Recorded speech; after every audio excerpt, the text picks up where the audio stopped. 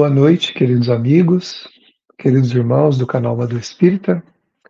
Estamos mais uma vez reunidos para o nosso programa Saber e Sentir. Esse momento de reflexão, interiorização, que nos ajuda a buscar um pouco de conhecimento e também um momento de refrigério para todos nós. Então nós vamos agora à prece para que a oração nos coloque na sintonia mais ideal junto ao que nós precisamos.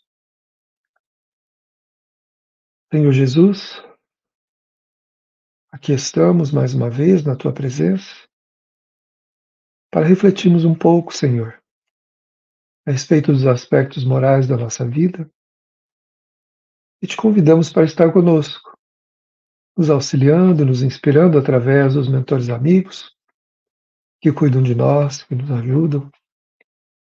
E nesse momento, Senhor, nossos pedidos sejam atendidos na medida da necessidade e do possível e que nós consigamos, sintonizados com o Teu amor, termos claridade em nossa visão, sensibilidade em nosso coração, força em nossas mãos, alegria de viver.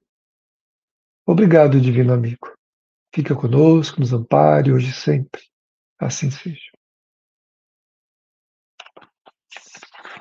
Bom, nós iremos então dar sequência à reflexão desta obra, que é Passos da Vida, de Chico Xavier, autoria espiritual de Emmanuel e outros espíritos.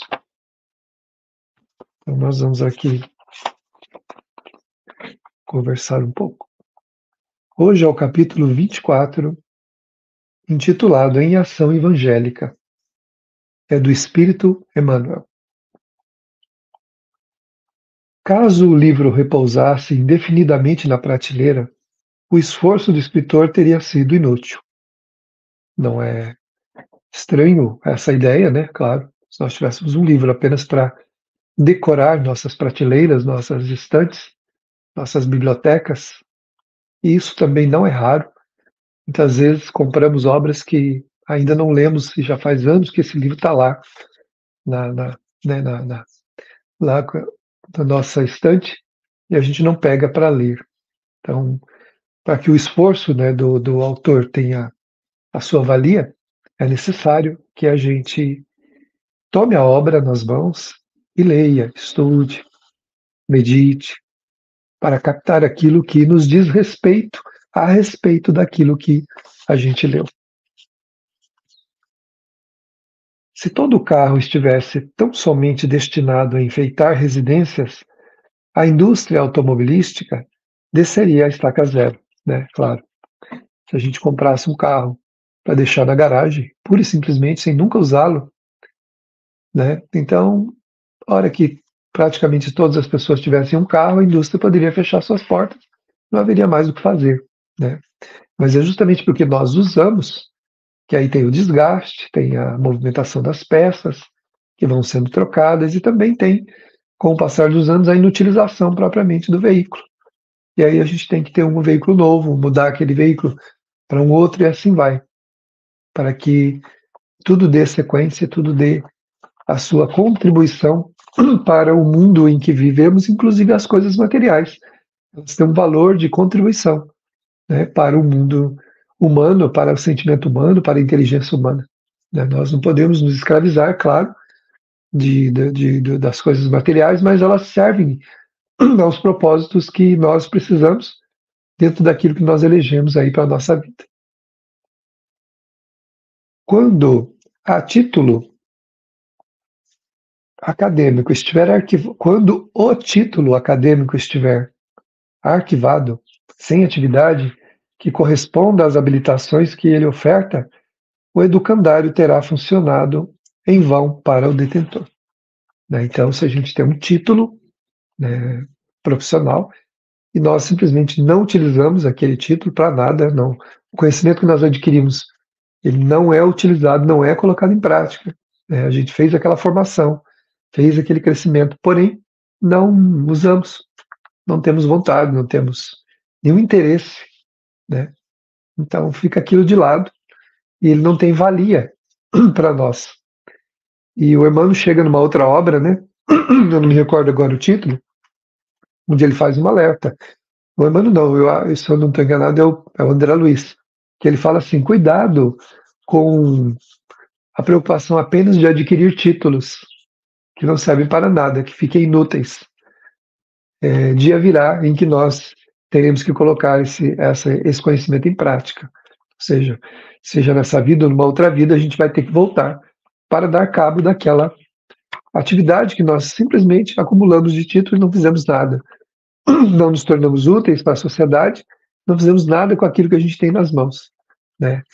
Então, o espaço aí que medeia entre o desinteresse e a ociosidade ao interesse apenas de adquirir conhecimentos e títulos, sem uso, tem aí no meio o bom senso, que diz que tudo que nós aprendemos precisamos colocar em comum. Toda habilidade, né? Toda habilidade que nós adquirimos, ela precisa ser colocada a serviço da humanidade, né? Então, a gente precisa prestar essa atenção devida, né? Para que a gente consiga ir, então, aprendendo aí com os valores que nós vamos adquirindo em nossa existência. Se a terra deve ser livre para criar toda espécie de erva daninha, que lhe reponte do seio, todas as técnicas da agricultura se ergueriam em vão. Então, se a terra tivesse ali, apenas para que toda espécie de erva daninha, né, se desenvolvesse, não haveria plantação, né? E a finalidade daquela gleba de terra não serviria para nada. Não toda a técnica de agricultura ela acabaria sem utilidade, porque a erva daninha tomaria conta do processo e de nada resolveria. Nenhuma comunidade levanta navios unicamente para dar espetáculos de grandeza, e sim para valorizar a navegação e engrandecê-la dos perigos do mar. Outro assim, não assalaria bombeiros e nem lhes administra instruções para que eles apenas anotem a presença ou os estragos do fogo, mas sim para que extinguam as forças desencadeadoras do incêndio, às vezes com o risco das próprias vidas. Olha só. Então não se constrói um navio apenas para mostrar que a gente pode fazer uma coisa grande, né? Grandiosa, tal, porque um navio ele chega a abrigar 3.000 pessoas até mais, né? Os transatlânticos, esses navios somente de turismo, né? Eles são imensos, uma verdadeira cidade ali, né, funcionando. E o bombeiro não ganha, né, apenas para ter instrução, né, sobre o fogo, mas justamente para combater o fogo, inclusive utilizando, né, a própria vida para isso, né? Ele expõe a vida para isso e ele sabe disso. Assim também nós, em ação evangélica, o Senhor não nos chamou para exercer o papel de censores da sua obra. Se lhes aceitasses o convite para colaborar na seara do amor e da luz do reino de Deus, recorda que fomos engajados com a permissão dele nas fileiras do bem para compreender, abençoar, trabalhar e servir. Então, olha só. Muitas vezes, na frente da obra, em vez da gente contribuir, a gente cria problema. Porque contribuir não é só o trabalho em si. Muitas vezes esse trabalho, ele fica, o seu mérito, anulado diante dos problemas que a gente cria, né? Nós não podemos criar, por exemplo, um foco de maledicência, de perturbação. Não podemos criar um foco que deturpe a finalidade de um trabalho em nome de Jesus. Então a gente escolhe fazer a caridade em nome do Mestre, fazer a caridade em nome de Jesus. Só que esse foco de trabalho, a gente só ocupa as mãos, porque o coração fica ocupado com outras coisas que não são devidas. E as mãos e o coração precisam estar na mesma sintonia. Se a minha mão está na sintonia da caridade, o meu coração também precisa estar. A minha boca também. O meu pensamento também. Eu não posso permitir que aquele meio de trabalho, aquele círculo de assistência, de exercício da caridade se transforme num ninho de obsessão, que é muitas vezes o que acontece. Há grupos de trabalho que são ninhos de obsessão. Ah, mas faz o bem, leva a cesta básica, leva alimento, leva roupa, leva comida, faz isso, faz aquilo. Tá bom, tudo bem, tem o seu mérito. Mas não deixa de ser um ninho de obsessão. Porque as pessoas falam que não deve, inclusive falam umas das outras, falam sobre alguém, pensam negativamente sobre os outros, né? Criam pontos de resistência para criar problema em torno, no lugar onde na instituição onde aquele grupo de trabalho está. Então é necessário que a gente avalie, como o Emmanuel coloca aqui, ó. Para que serve uma fileira de trabalho no bem, ou seja, um setor, né, de serviço no bem? Para que ele serve? Para abençoar, não para maldizer. Então, se a gente se reúne para falar mal dos outros, nós estamos maldizendo e não abençoando. Se a gente se reúne para conspirar, nós estamos conspirando, não trabalhando no bem, apenas conspirando. Se o núcleo de trabalho apenas mexe-se com as mãos e o corpo, nós não estamos trabalhando. Nós estamos cumprindo uma função que um robô faria, que um grupo de qualquer denominação, de qualquer escolha poderia fazer, mas desde que seja um grupo cristão com Jesus, ele tem que ser diferente, ele precisa ser diferente. Então pensemos nisso, especialmente as pessoas que dirigem esses núcleos de trabalho.